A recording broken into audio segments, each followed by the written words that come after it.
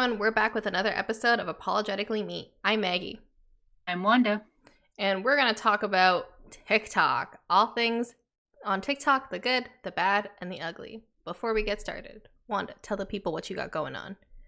So it's not me, but by the time this episode comes out, Maggie will be officially, almost 26 years old, which is insane. She is creeping towards 30, and I can't be more excited for her because it's not me. But happy birthday, Maggie, and I hope your birthday is everything that you dreamed of. You didn't need to say it like that. What the heck? That was the worst birthday intro ever. But, thank you. But also, how dare you? And what's your update for this week? My update is, well, for the loyal listeners out there, if we don't know, I go through this little quarter life crisis every year where I decide to cut my own hair. Actually, it doesn't look super noticeable. It's only noticeable, it's weird right now because I slept on it when it was wet and I didn't have time to straighten it today or do anything to it. So this is as it is. But all I did was cut my bangs a little bit. But also I want to get my hair cut because it's very long right now. Sorry to the podcast listeners, but you should have subscribed to us on YouTube. So I gave you a chance last year. Yeah, I mean, it doesn't look that bad. I totally forgot you told me right before you joined. I did not notice a difference. Yeah, it's not noticeable. But I cut off so much. My garbage can is almost full of hair. A lot of hair. I'll put a picture here. I'll send you the picture. But yeah, it's funny. I thought it was funny at 1 a.m. I don't think we're gonna put that picture. Why not? It's not NSFW. It feels like it should be though. It feels kind of gross. My hair. Rest in peace. I don't know. It just feels I don't know. It feels it's my virgin hair. Not really. Is it not dyed? I haven't dyed it in 2 years. Okay, wow. Yes, your virgin hair. Yeah. Originally, I did want to do the balayage thing, but now I'm I don't know if I want to do that anymore because it kind of destroys your hair. I mean, my hair's already pretty destroyed, but do I want to destroy it further? And I don't think I'll look good in that color. On Christmas Eve or Christmas Day, I remember so clearly I had a clump of hair mixed, knotted together, and I was just trying to comb it out, and I was talking to Nick's mom, which is my boyfriend's mom, and I was just trying to comb it out, but I guess I got distracted and it ended up ripping the whole thing out. So now there's somewhere in here a chunk that looks shorter, but there's so much hair that I pulled out, and I was oh my god, am I dying? I think about that every single time I look at my floor, and I'm wow, there's a lot of hair on this carpet. How do I have any hair left on my head? Yeah. Male pattern baldness, more I'm gonna bald and I'm a woman.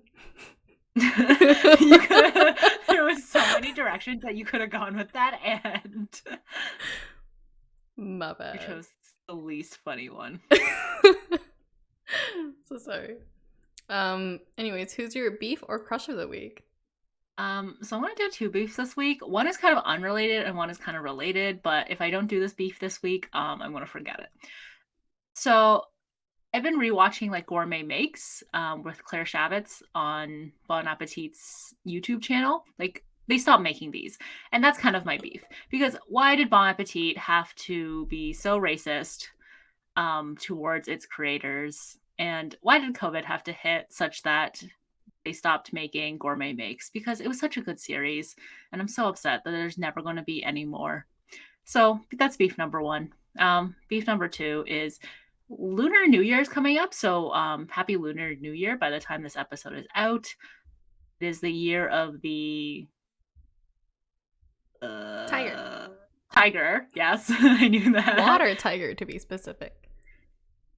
Wait, is this horoscopes where there's different types? There's the rising sun or rising moon type horoscopes. Is this a thing with Chinese? Rising sun is also my favorite sushi burrito.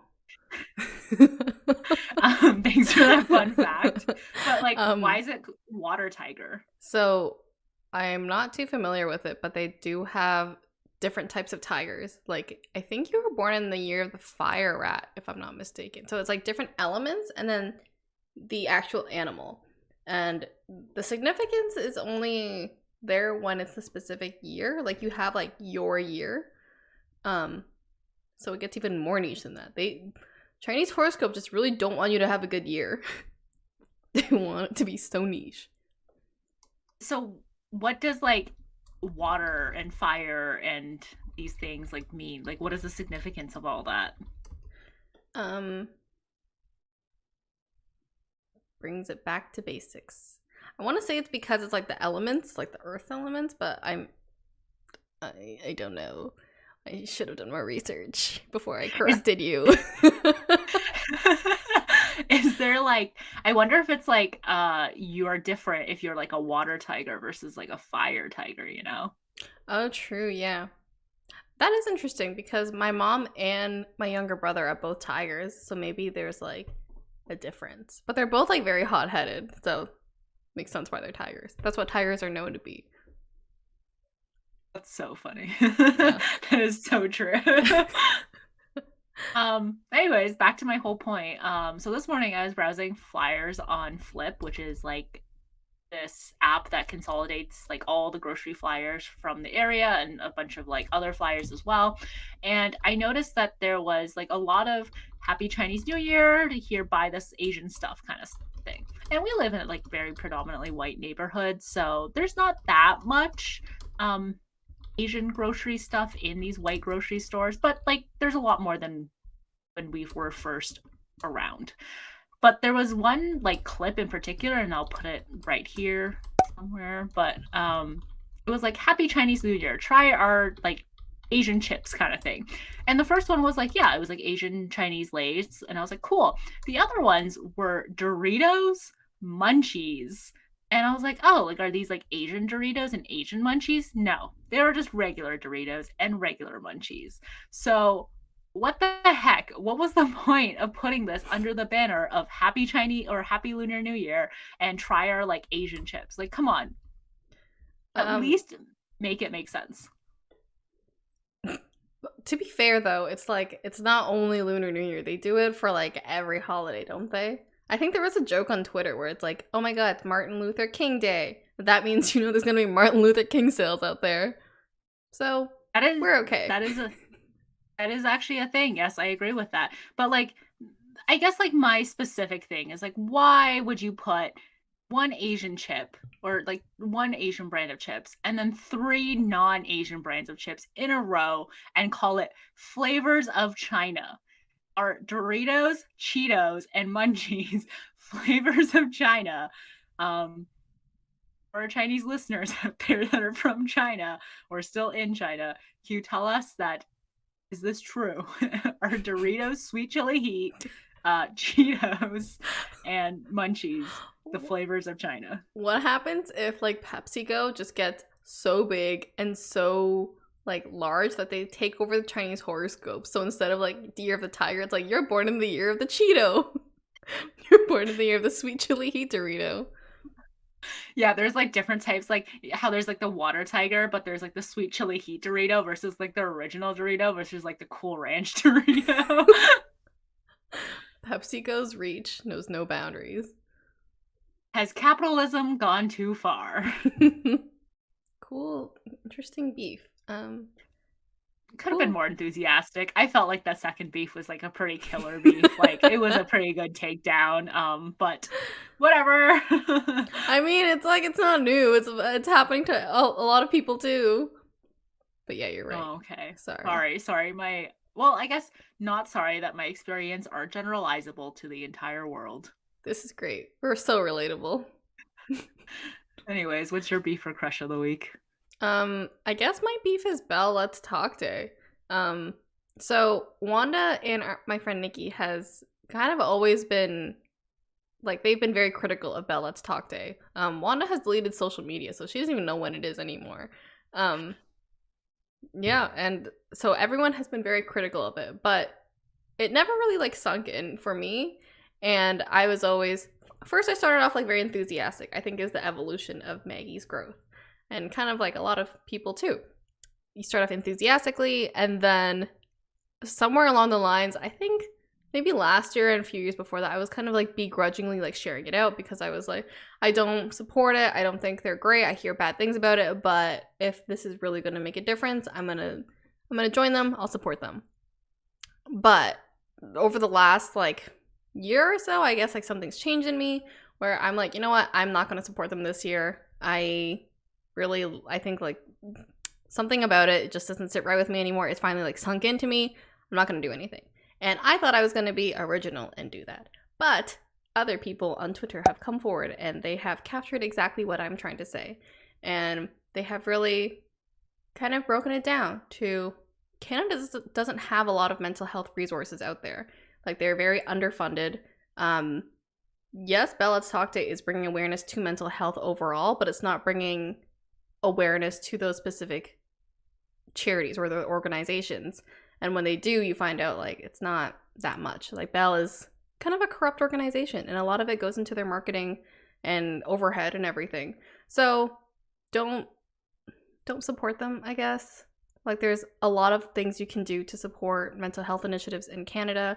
Bell Let's Talk Day is not it. They do not support their employees. I actually hear horrible things from former Bell employees about how Bell will shit on them and will disregard them. And doesn't provide like the mental health resources they need. So hypocritical. Don't do it. Yeah, Bell Let's Talk has been around for a really long time. I want to say that it started when we were in high school. So somewhere between 2014 to like 2016-ish, I think is when it started. And it was like very big. It was a very, very successful marketing campaign. And I think it continues to be pretty successful, even though like all these years, like bad stuff keeps on coming out about it. So internally, they're not very supportive of mental health, which makes this fully an exterior, like marketing campaign of sorts. And this year, well, I guess in the past 2 years, like they have collected money from the government that was supposed to go towards helping Canadian businesses who have been struggling because of COVID-19. They have not struggled. They have increased their cash flow during this time. They have raised their internet prices, making it even more difficult to stay connected in an increasingly isolating world due to COVID, especially here in Canada. And they actually yes, they do give some amount of money. We don't know where this money goes in most cases. And they actually make more money from this marketing campaign than they actually lose, which is not great. I like maybe what it originally stood for, maybe the original intentions behind it. I want to say that they started this from a good place, but all these years and nothing has really changed within the company. I feel like it's only gotten worse. Nothing really has changed mental health wise in Canada. We're so backlogged with like mental health requests. People can't get an appointment like virtually or in person. It's just a cluster. And all of this information is available online. So if you don't believe us, go search up Bell Let's Talk and why it's bad. Or just search up Bell Let's Talk and you'll find stuff about it on why it's bad. Yeah. I think it's great though that a lot of people are sharing less and less of the Bell Let's Talk Day. Even on my own personal social medias, like before people would post it out to their stories, like repost it on their feed, tweet it out, that kind of thing. But I get radio silence from people I follow. Like maybe from some celebrities or promoted ads, but everyone else, nothing. So 2022, I have somehow joined a bandwagon that I thought I was unique for doing. Nothing about me is original. That's so funny. I can't believe you quit the same year that so many other people went to Twitter to quit too. That's so strange. I wonder what it was. Next week, we explore my mind and we explore Twitter's mind. JK. Is it a hive mind? Am I the queen bee? Is this my main character coming out? Yes. Nice. Cool. So, today's topic, the good and the bad side of TikTok. Wanda, you're not on TikTok though.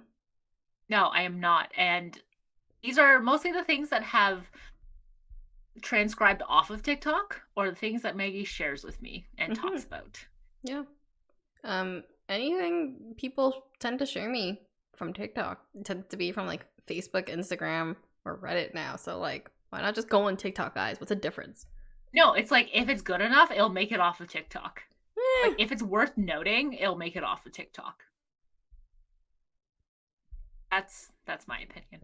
Anyways, so we're gonna compare the good side effects of TikTok and the bad side effects of TikTok, and we're gonna start off with doxing, just because the week that we are filming this is actually very much trending and very much in the news. We don't know where it's going to be next week, but as of right now, there has been two stories that have come out very side by side of each other that both are related to doxing.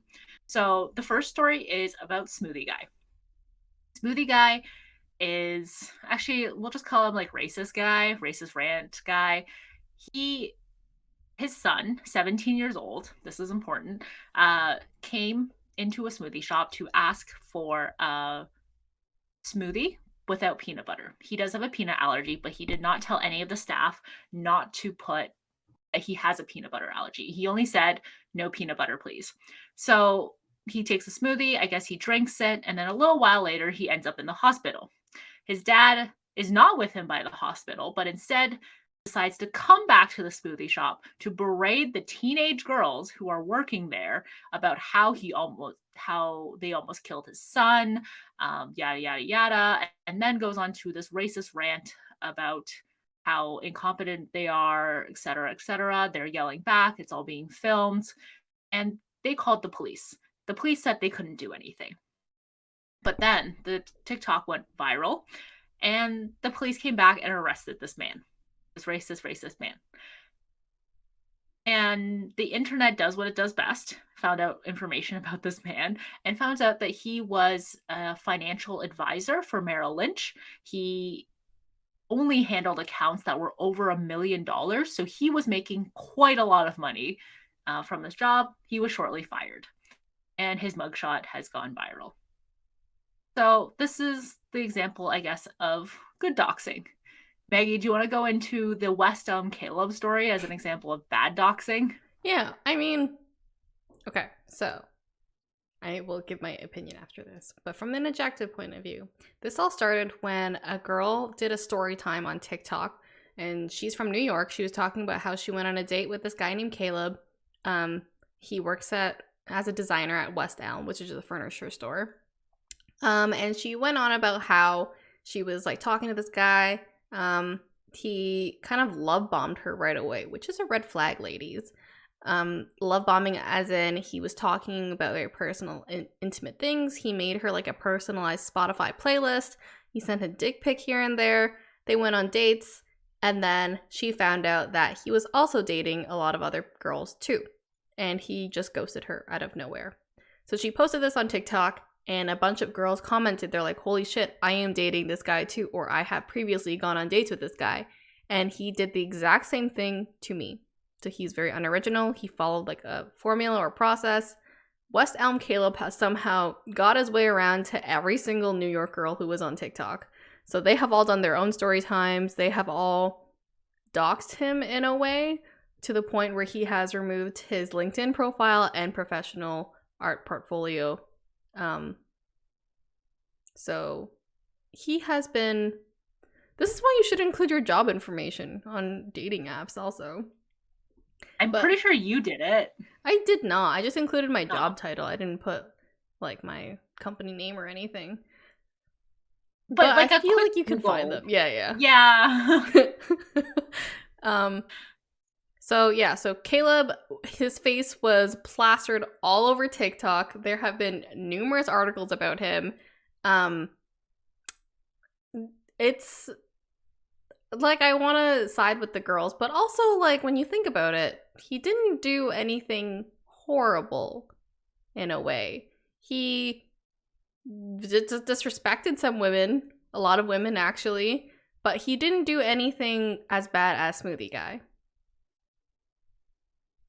Yeah, I don't think there's like a little tidbit is that the person who actually started this whole thing didn't actually go on a date with West Elm Caleb. The one that started this trend was just someone else in this world that was called Caleb, who was tall. But she actually wrote in the comment section, this is not about West Elm Caleb. But then later, when this became viral, she posted another TikTok saying, oh, like when you start like a TikTok trend or something, Oh or like you my. expose a guy on TikTok, but it's not the same guy. Like it just somehow, like it was just such a coincidence that this happened. Oh wow. Yeah. So yeah, I don't think, like, just going back to it, like this one in particular, in comparison, I don't think he did anything that bad that deserved for him to get doxxed and maybe potentially fired from his job. Is this a fireable offense? I don't know, but it's not good PR for West Yeah. Elm. Or Which maybe is, this is good PR for West Elm. They're finally like, yes, we're getting people to know our brand, even though the furniture pieces he sent over were very ugly. that's, I mean, I guess like all publicity is good publicity. Like this isn't, yeah, I guess this doesn't really reflect badly on the store. But the thing is, it's like they might get pressure from people to fire him because they're like, oh, like look how bad this man is. Like look how he treats women and all that stuff. The store is anti-feminist if like they keep him around. Which I don't know. Like this one is like this one's more of like a gray area. I personally do not think that he should have been doxxed. I don't think he did anything that was that bad that is not considered to be normal, I guess, in this like realm of dating. I think the worst thing that he did was like the unsolicited dick pics, which is considered a form of like harassment. Don't do that. But everything else was just like, it's like a play by play of like he had like a script that he followed each time, and if it worked for him, it worked for him. And like a little bit manipulative, but again, still not anything worse than what's, I guess, normal as of right now. If we're gonna dox Caleb, there's so many guys out there that I would like to dox too. That is very true. If we were to dox every single person who has ghosted us or wronged us, like everyone would be exposed. Listen, one man's garbage is another man's treasure. Not to say that Caleb is garbage. Yeah. Like, but maybe. I don't know. So like, how do you feel about like doxing in general? I mean, doxing in general goes beyond TikTok, but I think because TikTok has a younger audience, people are more likely to get doxed over every little thing. And we'll talk about this later too, but Couch Guy, but you know, you see like teenagers getting doxed, like, but also people reveal like way too much information about themselves on TikTok, so they're kind of almost asking for it. I mean, I guess it's not like I don't know what they're asking for it, but it's like if you have your face out there, if you have any kind of personal information out there, we probably dox ourselves 5,000 times a day on the internet ourselves. So I think it's just, with great power comes great responsibility. Remember back in like the 2000s too, like the Phantom Menace movie, the actor for Jar Jar Binks was, to be fair, he is an actor, but he was doxed so freaking hard. Like he got sent death threats. Like people were threatening his family. They hunted down where his kids and wife and everything worked. They went to his house, egged it and everything. He was gonna commit suicide because of how bad it was. So, TikTok, learn from these lessons. Don't be a shitty person. Stop doxing people. But do you think it's well warranted for the people who are racist and bad? Yeah, see, that's kind of the issue there, where it's like in some cases it's like good because it's like this racist man deserved to be fired. Like I don't think like Maryland should employ someone who is like that. And I'm like, in that case it was good. But then at the same time, like I don't know, like is the good worth the bad of like doxing? I mean, there's a lot of racist people out there who are employed. Time to get rid of every single one of them. Yeah, I guess if it's just bad PR.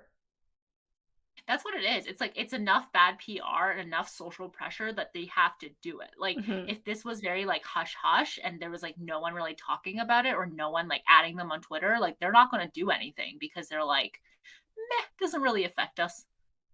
It goes back to publicly shaming. Oh yeah, I guess this does have origins in the good old olden days. Shame. Shame. But the problem is with the internet is that it kind of stays forever. Like, if you look this guy's name up, you're going to get so many bad news results. So. Yeah.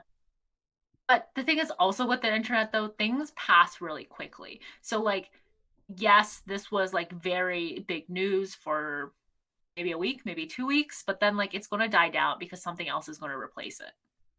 Do you think he'll ever be employed again, though? Yeah, in I his think industry? so. I feel like they're... Well, which one? Employed again in his industry. Like, which guy? Like the smoothie guy, or smoothie like guy, the... sorry. Smoothie guy. No, I don't think so. Maybe like to... Actually, I'm going to change that. I think he is going to be employed, but I don't think he's ever going to be able to make it to as much money as he was making before. Because again, as you said, there's a lot of racist people out there. People probably think he was unjustly fired because they're equally as racist, if not more. So those people are probably going to be willing to hire this person. He's probably not going to be client facing though, because I feel like a lot of people might be like, wait a second, aren't you that guy? And that's probably not good for the company. But then again, other races, he could just, he just has like this little subset where he can just manage the portfolios of other racist people. So, I don't know if you remember this case a while back, but it was when a hockey student raped a minor. His name was Chase McDonald, and he was still going to class and everything. He had his internship with Deloitte. They found out through social media. They terminated him, and he was basically, doxxed from everywhere. But this guy changed his name, so he went by his middle name, and he was still able to get a job, and he was working at an investment banking place, and he came back to Queens to do a lecture, and people found out that he was going by his middle name because they saw him on campus and were like, what the hell? Like, he's still so successful even after like this rape case. So sometimes karma doesn't work out in the end. Yeah, that's upsetting. I mean, that's kind of life though. It's just like not everything is going to work out in your favor. Ladies, if he's a white man, a rapist, and plays hockey, stay away. Google your dates, ladies.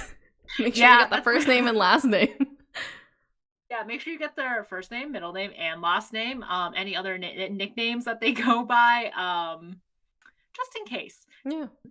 Well, Paul Bernardo still got a wife. Like, many serial killers got wives still, and I'm sure they did a quick Google search too. I mean, the people who end up marrying serial killers are usually like into serial killers, so yeah, true. That one's not that surprising. Like they mostly knew what they were getting into. Yeah. This is more for the people who don't necessarily know who they're getting into. Yeah, sucks. That really sucks. It's just like, even some people who do get doxxed, who do arguably maybe deserve it, end up still fine in the end. Yeah. So doxing is kind of a temporary thing. It's like, we'll talk about it later too, but going viral. Doxing is a viral thing. So next up is like armchair advice. Maggie, do you want to tell the couch guy story once more? Yeah. This was kind of a while back, but this girl came to visit her boyfriend at college. She went to a different college, so it was long distance. She has someone recording. She walks into the room, and her boyfriend is sitting there on the couch with like 3 other girls, and he does not immediately jump up and is happy to see her. She approaches him, and like her arms are open, and she's like, "Hi, it's me." And he's kind of awkwardly standing up. The 3 girls also look kind of uncomfortable too. I guess they were playing on his phone or something. He takes his phone back from them, awkwardly stands up, and then walks slowly to her to hug her. Everyone was telling this girl to break up with him because he did not have the reaction that many would expect when you haven't seen your partner in a long time. And he got doxxed. People found out his name. They found out his girlfriend's name too. They were sending her direct messages to break up with him. I think he was getting some death threats here and there too. They were like, "You're a piece of shit. Like, you're horrible." All because of that one little viral TikTok video.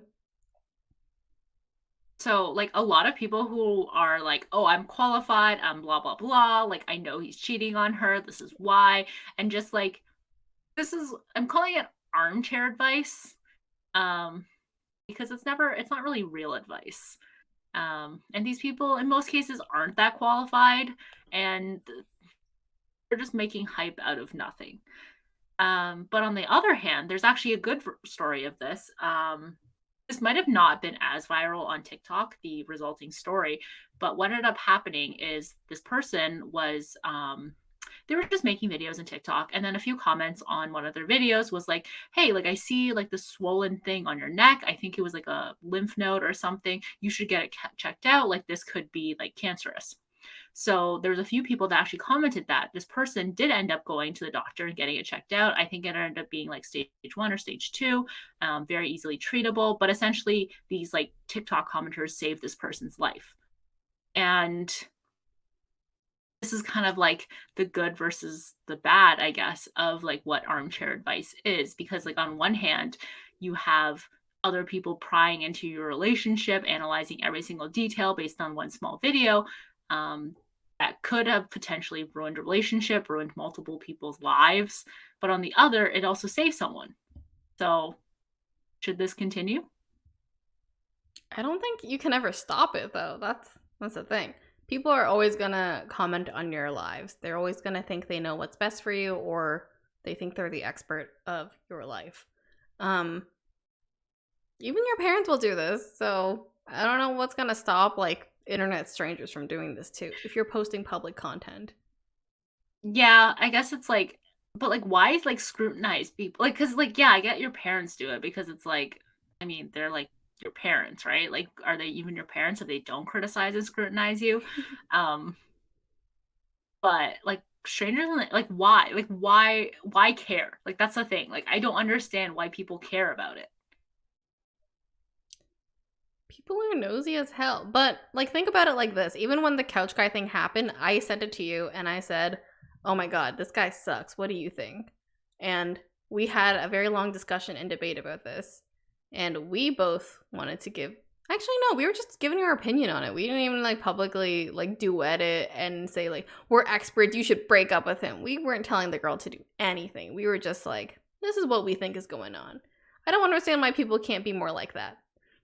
Well, we did actually talk about it on the podcast, and we both ended up agreeing that like there is not enough evidence there to warrant into one way or the other. So But either way, like, do what you want. um, yeah, I guess it's just like I guess they're trying to help, but I guess like okay, so here's the thing. I think the first few people might have been trying to help, but then because it got so like viral and so big, a lot of people jumped on the same bandwagon Yeah. and was like, "Oh, like let me profit off of this." And like we're going to talk about this a little bit more later about like profiting off of like things that are potentially damaging to other people. Um but I don't know. It's mind your own business. But then it's the whole thing where it's like if you post something in like if you post something publicly, do you have the right to be like, "Oh, like I don't want to be scrutinized publicly?" You can disable comments. You Yeah, can. but then like no, it doesn't stop you from like duetting like Yeah, you're right. I think like I don't think there is a right answer to that. Like, who are we to be judge and jury executioner for this? Because people are gonna chime in when they think something is very dangerous, or they are actually like medical experts or like health and safety people. Like, you should not be doing this. And then there's very subjective things like relationships. But then again, if it's like this, like my boyfriend like yells at me all the time and he threatens to kill me, should I stay with him? Or like I'm still gonna stay with him anyways, and it's like people are commenting things, so it's like where's the line there? We see it as black and white, but you know, yeah. viral I guess content. yeah. On that note, like what about okay, so like another thing that's very common on TikTok is like relationship advice. So Maggie this week told me about the strawberry cheating test. So you're walking in a field of strawberries and you're really hungry. You ask your boyfriend, does he go for the strawberry? And depending on his answer, if he eats the strawberry, then that means he's likely to cheat. And then you ask him, if there was a fence around the strawberries, would you continue to eat them anyways? The fence is supposed to be the metaphor for the girlfriend. Like, he's in a relationship, the fence is there to block him. Does he still jump the fence and go anyways to eat the strawberry? And if he does, then he's going to cheat on you. So a lot of girls were asking their boyfriends this, and their boyfriends were like, well, yeah, if I'm going to eat a strawberry if I'm really hungry, like, they won't notice the strawberry's missing. No big deal. And the girls freaked out and were like, oh my God, he's going to cheat on me.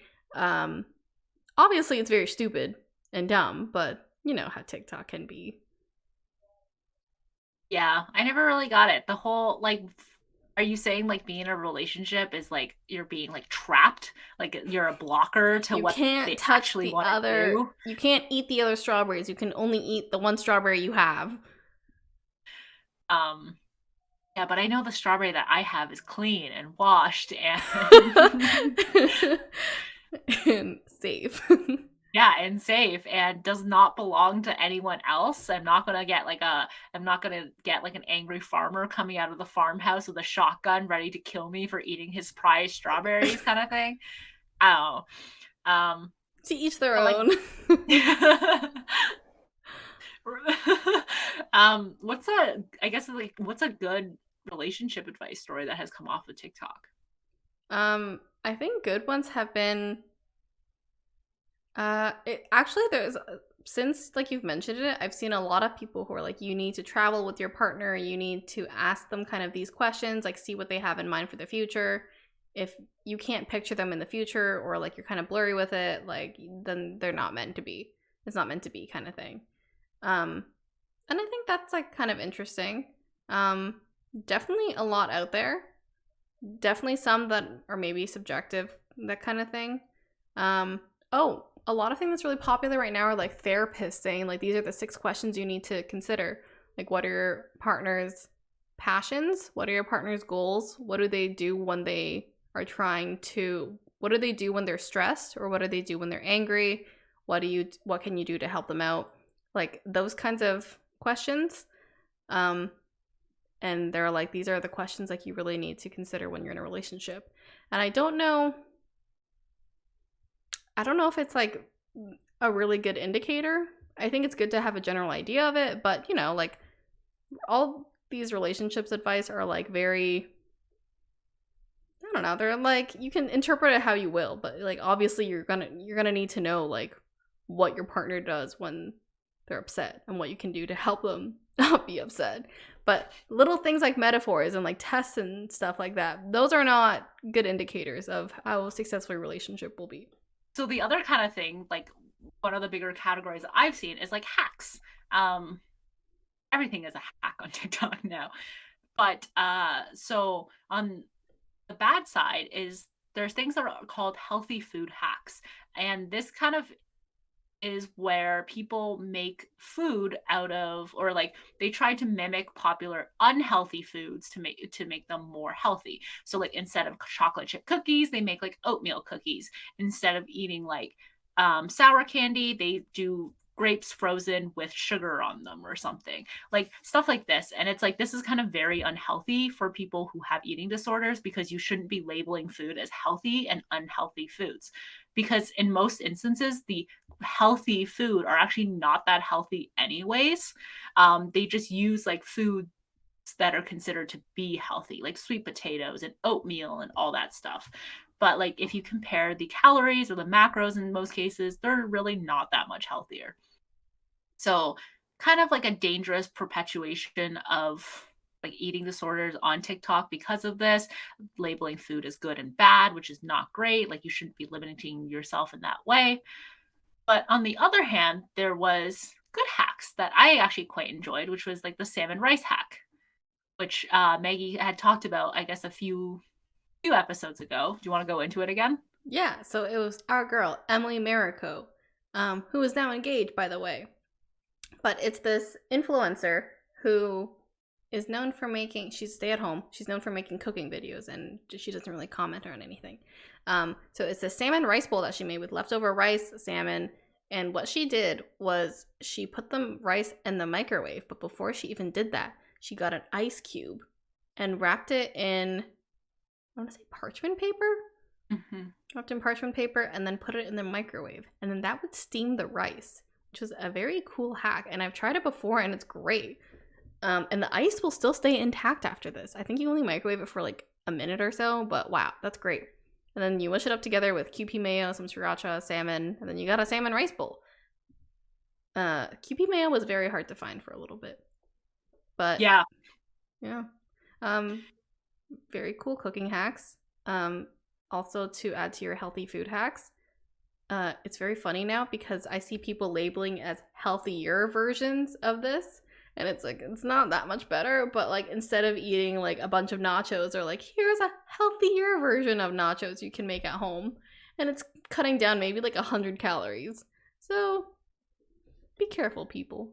Yeah. In most cases, it's like you're not going to get your craving satisfied by eating the healthier version of said food. Like there are like really good like healthy dupes out there that like companies have made, which is like if you like them, then you like them. That tend to be like a little bit better for you, like baked instead of fried in some cases. And it's not always the case. Also, going to the rice thing, if you just put like water and like you just cover the bowl of rice, like it still steams the same way. Like you don't need an ice cube. An ice cube. Whew, yeah. Because I don't got any ice right now. What? My ice machine isn't working properly. Well, good thing it's the middle of winter. You can just go outside and scoop up some snow. Gross. I will not be doing that. That's actually a thing that I've seen recently. Videos, people call it like snow ice cream, where they go outside, they scoop up a bunch of snow, they put like heavy cream and like chocolate and whatever, and they like mix it all together, and they call it like a snow ice cream thing. No thanks. They tell you not to eat snow as a kid. Why are you doing that? Yes, it looks white and fluffy, but ew. Guys, get some snow, bring it inside, and melt it in a bag, and see what happens. You're not gonna see clear white water. You are going to see the opposite. I'm sorry. Yeah. Use common sense. Don't just follow things because they are viral, I guess, in that case. Have you ever eaten snow as a kid? Yes, I have. Have you? Yeah. It's taboo. What do you mean it was great? I mean, okay, because they kept telling us don't eat it, and then I was just like, I'm gonna try it. Like, I know it's gross, but like I'm gonna try it. So then I ate it, and then the teacher yelled at me and was like, don't eat the snow. And I was like, oh my god, he just yelled at me in front of everyone. I thought I could discreetly eat the snow without anyone noticing. It's funny because it's like the more they told you not to do it, you're like, I'm gonna do it. Yeah, but like think of a slushie without any flavor. So like a bunch of crushed ice. That's what snow is. The time that I ate snow, it just like melted, so it just tastes like water. Oh, dirty water. Yeah, I mean, we were kids. We were building up our immune systems. This was last year. JK. Why was a teacher yelling at you? Just a random teacher. That's so funny. Can you imagine just a random teacher being like, you as a 24-year-old person eating snow, and a teacher walking by like, don't eat that snow. You're too old now. So I guess like, what do you think that drives viral videos? How does a video become viral? That is really the key marketing question here. How do you make viral content? Yeah, as a marketing person, I expect answers. I have no answer for you. Sometimes I feel like things just randomly go viral. But are we talking about in the realm of TikTok here or in general? And let's talk about TikTok. In the realm of TikTok, I have no fucking clue how things go viral on TikTok. Sometimes the dumbest things will go viral. But I think it's like, if you don't have a big following or if you do have a big following, that's the difference there. But sometimes you don't have a big following and you could like just blow up. Mm-hmm. Yeah. I think it's like the algorithm. I think if you're showing something on the algorithm, it will pick up and just show in everyone's For You page. I don't even think it's the tags, because sometimes viral video doesn't even have tagged content. I think it's if the right people see it, the people you're following are liking it too. Oh man, I don't know about this. TikTok is still like kind of new to me, so I have nothing to say except it's the algorithm. It's been around for so long. I still don't get how to go viral on TikTok. I've read so many things and it still makes no sense to me. You have to use a popular sound, a sound that's pretty viral. You have to use like a filter or like a cool effect that other people are using too. And you have to make sure it's in that sweet spot for time, like less than, because people have like low attention span, less than the 30 seconds. They have 60 seconds as an option, but you should not do 60 seconds if you want viral content. I think it's outrage. Outrage makes viral content on TikTok? Yeah. I think it's like outrage causes people to like reply to it, to duet it, to like make videos about it. So Maybe. when there's any kind of like outrage in a video, it like prompts like people to like respond to it, like not necessarily positively in some cases. That's like the one hand. I don't know why the salmon rice hack one like became so popular though. I think it was just a good dish. Like I think that's all it. I think you're onto something with the outrage. I think it's outrage, like shock or like discovery, something either really funny or really hot person, and like thirst traps basically. So the four things. Oh my god. Have you seen the Infinity Gauntlet? Have you seen the ugly guy duets like thirst traps to show you how cringy they are? Yeah. And people are commenting so many sweet things on his like videos though.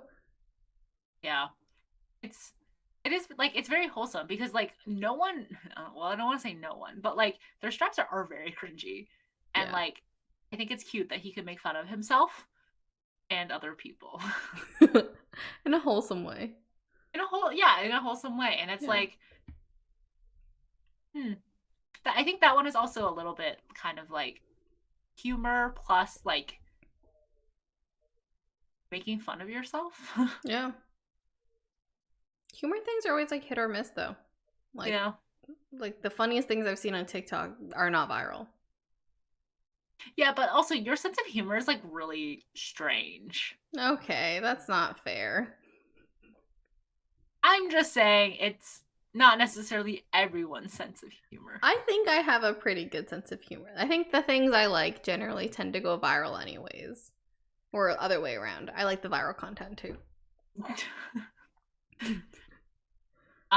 So why do you think bad videos can become so viral? I think it also kind of fits into the thing. Outrage is the main one. Disgust. Anger. Well, that's also outrage. It's just synonyms for outrage. A lot of cringy things. Yeah. What about like the bad like makeup hacks kind of thing that go like so viral and people try and they're like, ooh, don't do this. Wait, bad makeup hacks? Oh, like things on how to do makeup. Yeah, like permanent I think I saw something like permanent semi-permanent freckles using henna or something. And a lot of people got like major like allergic reactions. There was also like contouring using sunscreen, and like a lot of people got sunburnt. So funny. I didn't even know that was a thing. Again, I think it kind of fits into like how to make a viral video. It's like the discovery of something, like a shock. Oh. Okay, this is what we're going to do for next time. We're going to take all of these things and we're going to make a viral video, and we'll come back and be like, this is how we made a viral video. Okay, so I guess like the last thing is like, how do you feel about brands capitalizing on viral videos, whether they're good or bad? Because as like the example of the West Elm Caleb thing, a lot of brands were like, we're tweeting about marketing their brand and West Elm, like, and then hating on West Elm Caleb. Just jumping on the bandwagon. That's how social media managers have to act. They've got to be quick. They got to follow with the trends. The trend is to hate on West Elm Caleb, so that's what they're gonna do. I can't really blame them for getting that bread because they got to show return on investment back to management. But also, Duolingo, I don't know if you've seen them or TikTok, but their TikTok is chef's kiss. The social media manager, she has her own private account too. and I just saw her LinkedIn post, but she is amazing. She's like maybe a year or two older than us. No, younger. She's a year younger than us. And she's unhinged on TikTok. She dresses up in the Duolingo thing. She makes really thirsty comments at celebrities. No filter, basically. I don't know what the vetting process is, but Duolingo is amazing on TikTok, and this just shows this brand is capitalizing on being crazy on TikTok. That's the key there. That is insane. Like, how did you, like, is she the only person that does their TikTok? Yeah. Like, she gets people from the corporate office to help her with their TikToks. So there was a sound where it's like, but they're like praising a god or something, and she's in her Duolingo mascot costume, and she got a bunch of her coworkers to like bow down to her because a TikTok sound was trending, so she had to do that really quickly. I think it's okay if it's like the thing that is trending is like, oh, this is a sound, or this is a new like quiz, or this is like a new thing that people are doing. Like, I think that's okay. But when it gets to like someone's life, like no one's making like, hey, we don't have the smoothie guy at our brand. Like, low blows. Yeah, like I feel like it's just like the ones that they're like hating on other people is like they're low blows. Like you're yes, it's viral content. Yes, you're trying to get the spread, but it's like maybe don't choose the thing that is like that don't is go, like don't go negative. Yeah, Michelle Obama, you know. Yeah, that's the political approach. I don't know. It's kind of hard because I think a lot of brands do go negative because they're like, I gotta stay on trend. But it's like, is it the end of the world if they don't do this? Like, if they miss out on one thing, it's not going to be like, well, this brand didn't do it, so. What do you think would be bad, or why do you think they should not do it? Because Just it's because like it feels icky? No, like, well, yes, if it's because it's icky, but like, capitalism is icky anyways. I think it's more of like it affects the brand, because you don't know how the story is going to go. Like with the West Ham Caleb thing, like it wasn't very black and white. Like there was people on both sides of this where some people felt like it was deserved that he should be doxxed, but then there's other people who like he shouldn't have been. So if the scales end up tipping to he shouldn't have been doxxed, all these brands now look bad because they were like, oh, like dox this man, like we're hating on West Ham too and everything. Like Fair. it's not like you don't want to fall on the bad side of things like this. Like there's some things where it's like there's no bad side, and like I think those are okay, like those are very safe. But when there's still a lot of controversy around it, when there's a lot of disagreeing opinions, I wouldn't say like jump on that ship because it could affect the brands in ways that you don't expect. Yeah, that's a good point. I didn't think about that. I should be a marketing manager. Yeah, that's great. I see a lot of brands do that, and I'm registered in my head like, okay, Wendy's commented on this. Okay. Yeah, that's the other thing. I'm like, just because like Hellman's Mayo commented on West Ham Caleb, does that mean I'm gonna go buy more mayo? It's just about showing how relatable brands are and how you can buy them and how they're just like you. I blame Wendy's for this. Yeah, I really don't like that they're trying to make brands so relatable to you, because I think it did work in the beginning, but now I think people are kind of grossed out by it. Yeah. I think it's like when you're the first person to do it, people are like, oh, cool, so original. But then like other companies see that it's working and they jump on the same trend, and then it becomes very transparent about what's happening and people get smarter over it. Yeah. So always be the first. Yes, that's a key here in the marketing world. Yeah, it really is. I mean, not in everything, but yes. Very, very much so in the marketing world. Yeah. Well, wish us luck on creating our viral video. After we've analyzed all these, popular hits. I'm still not going to get TikTok, but we have a joint TikTok. We have a joint TikTok that only Maggie runs. thanks for joining us again, or thanks for joining us for the first time. Go follow us and like us on social media, TikTok, Twitter, and Instagram. And tune in next Thursday to wherever you get your podcast or on YouTube for another episode of Apologetically Me. Bye. Bye.